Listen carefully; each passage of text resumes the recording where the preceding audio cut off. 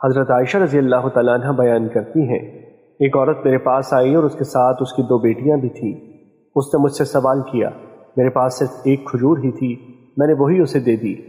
اس نے اسے اپنی دونوں بیٹیوں کے درمیان تقسیم کر دیا اور خود نہ کھائی، پھر وہ کھڑی ہوئی اور چلی گئی۔ نبی صلی اللہ علیہ وسلم میرے پاس تشریف لائے تو میں نے آپ سے اس کا تذکرہ کیا تو آپ نے فرمایا، جس شخص کی ان بیٹیوں سے کسی طرح آزمائش کی گئی اور اس نے ان سے حسن سلوک کیا تو وہ اس کے لیے جہنم سے آڑ بن جائیں گی۔ مشکوٰۃ المصابیح حدیث نمبر 4949۔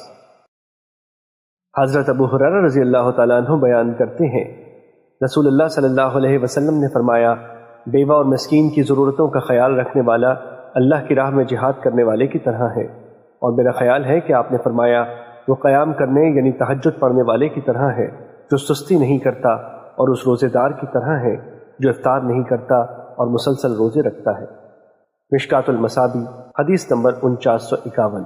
حضرت سہل بن سعد رضی اللہ تعالیٰ عنہ بیان کرتے ہیں، رسول اللہ صلی اللہ علیہ وسلم نے فرمایا، میں اور یتیم کی کفالت کرنے والا، خواہ یتیم اس کا اپنا ہو یا کسی اور کا، جنت میں اس طرح ہوں گے۔ اور آپ نے انگشت شہادت اور درمیانی انگلی کے ساتھ اشارہ فرمایا اور پھر ان 2 انگلیوں کے درمیان کچھ فرق کیا۔ مشکوٰۃ المصابیح حدیث نمبر 4952۔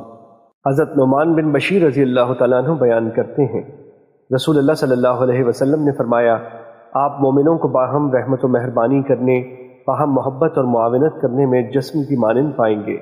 جب کوئی عضو تکلیف میں مبتلا ہوتا ہے تو اس کی وجہ سے اس کا سارا جسم بیداری اور بخار میں مبتلا رہتا ہے۔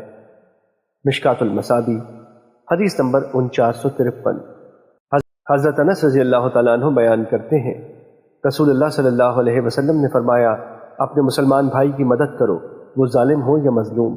کسی آدمی نے عرض کیا، اللہ کے رسول، میں مظلوم کی تو مدد کروں گا لیکن ظالم کی مدد کیسے کروں؟ آپ نے فرمایا، تمہارا اسے ظلم سے روکنا، یہی تمہارا اس کی مدد کرنا ہے۔ مشکوٰۃ المصابیح حدیث نمبر 4957۔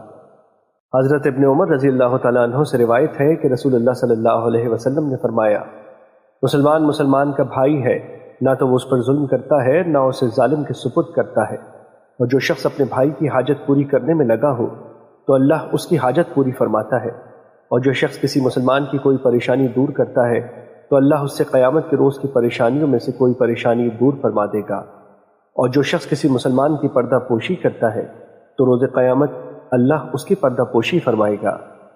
مشکوٰۃ المصابیح حدیث نمبر 4958۔